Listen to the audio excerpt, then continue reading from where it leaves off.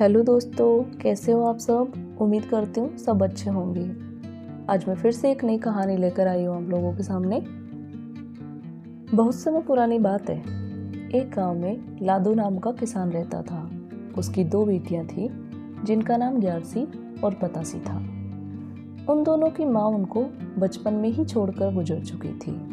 कुछ सालों तक तो लादू ने जैसे तैसे करके दोनों बेटियों का पालन पोषण किया, लेकिन जैसे जैसे दोनों बेटियां बड़ी होती जा रही थी, अब उसे महसूस हो रहा था कि उनके लिए एक माँ का होना जरूरी है।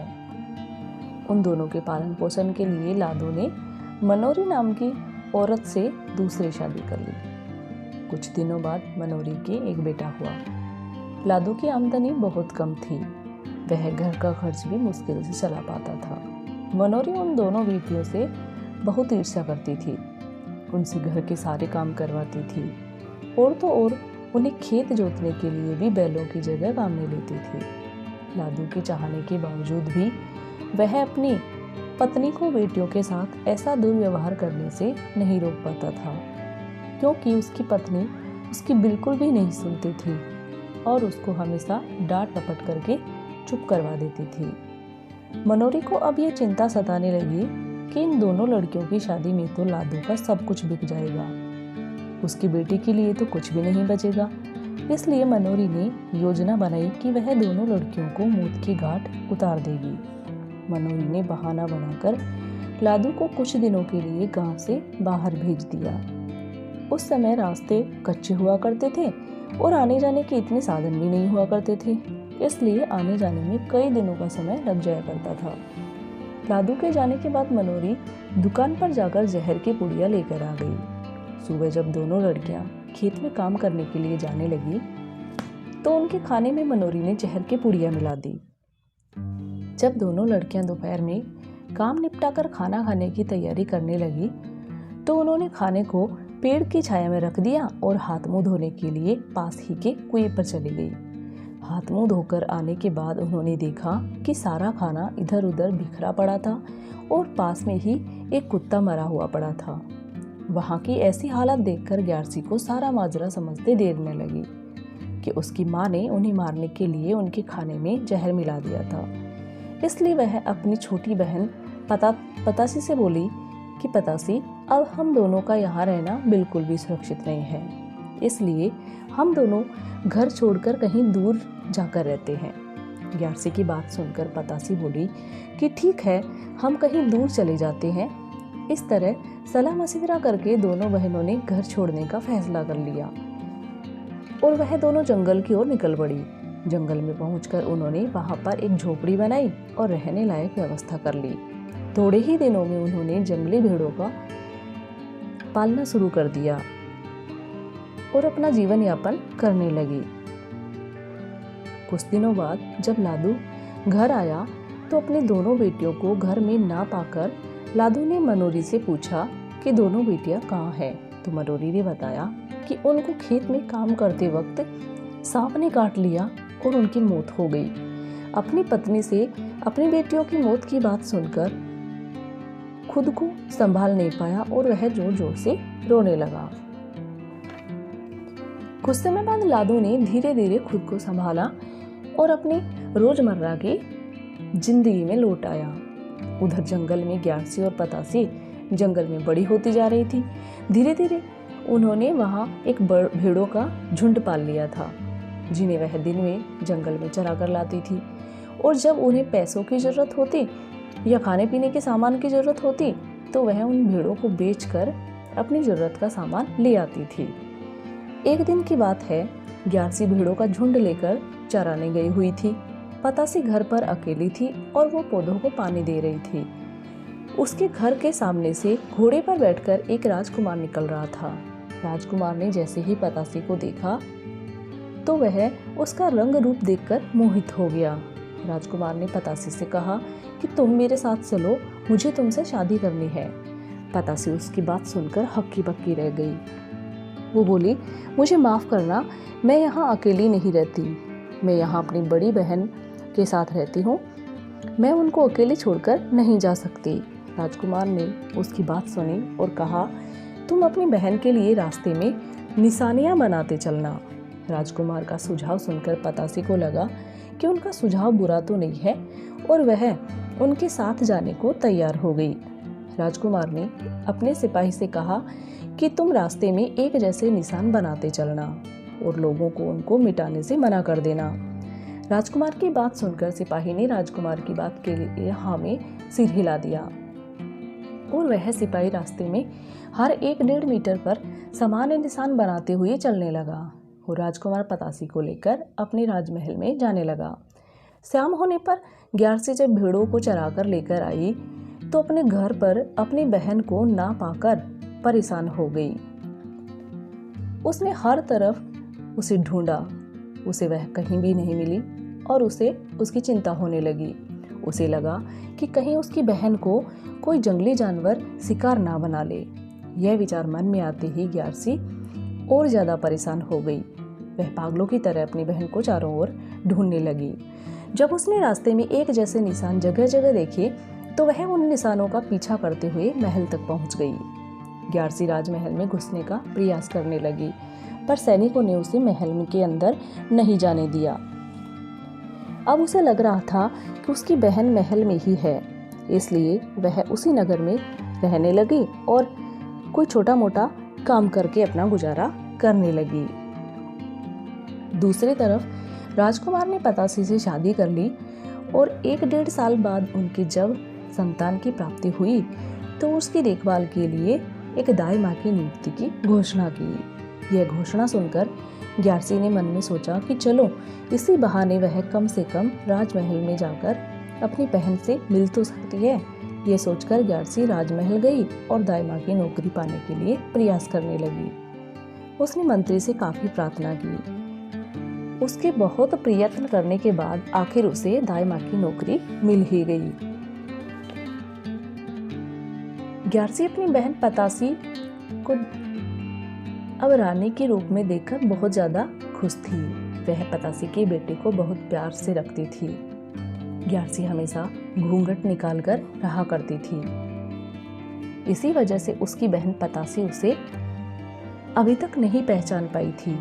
ग्यारसी तो बस अपनी बहन को खुश देखकर ही उसकी खुशी में खुशी महसूस करती थी, क्योंकि वह नहीं चाहती थी कि उसकी बहन उसकी वजह से शर्मिंदगी महसूस करे।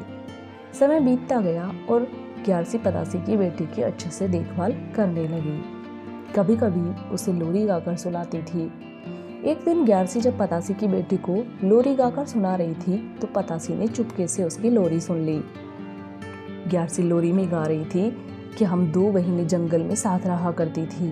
एक दिन राजकुमार आया और उसकी छोटी बहन को राजमहल लेकर चला गया और उससे शादी कर ली। बड़ी बहन भी उस महल में उसके पीछे आ गई।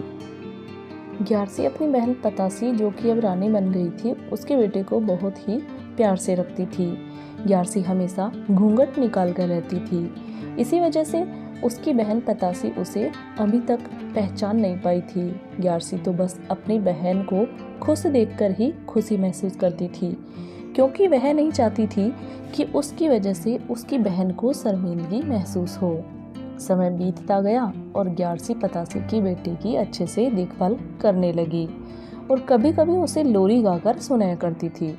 एक दिन ग्यारसी जब पतासी के बेटे को लोरी गाकर सुना रही थी तो पतासी ने चुपके से उसकी लोरी सुन ली। ग्यारसी लोरी में गा रही थी कि हम 2 बहनें जंगल में साथ रहा करती थी।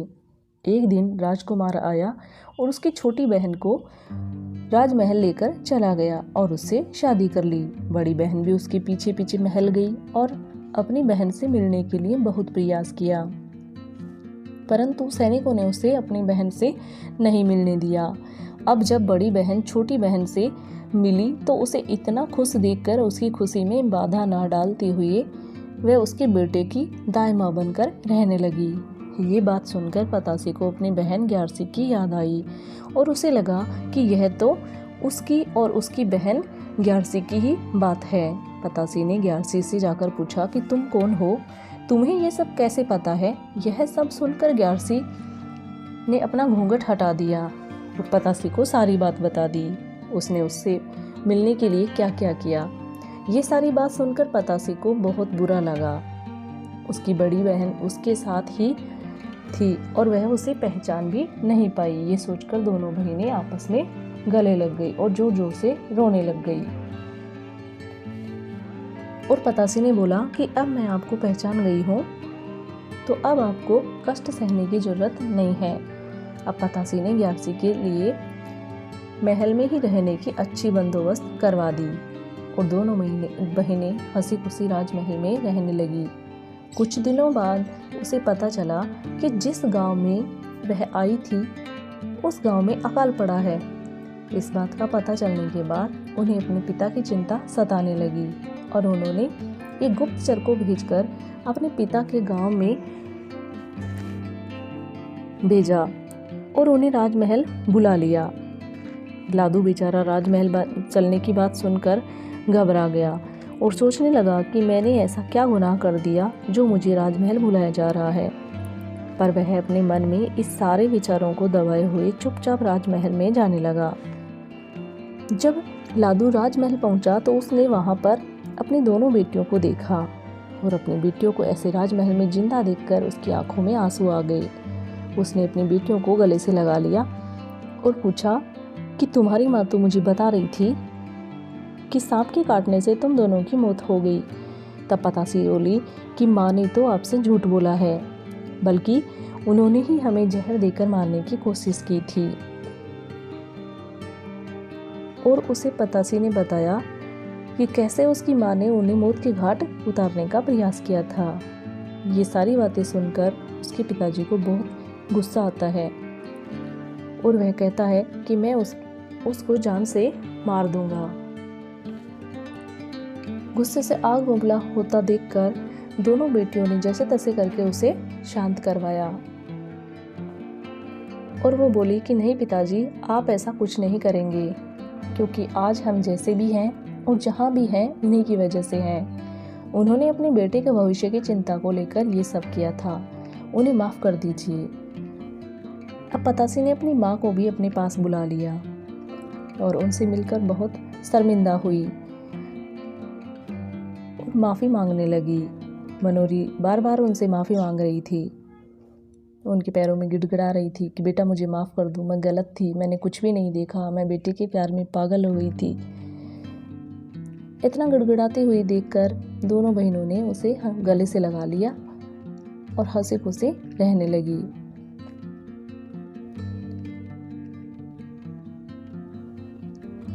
अब पतासी ने अपनी माँ को भी अपने पास ही बुला लिया था। माँ उनसे मिलकर बहुत शर्मिंदा हुई और उनसे माफ़ी मांगने लगी और कहने लगी कि मैंने तो तुम दोनों के साथ हमेशा बहुत बुरा सलूक किया था और तुम्हें मारने की साजिश भी की थी, फिर भी तुम दोनों हमें माफ़ कर रहे हो।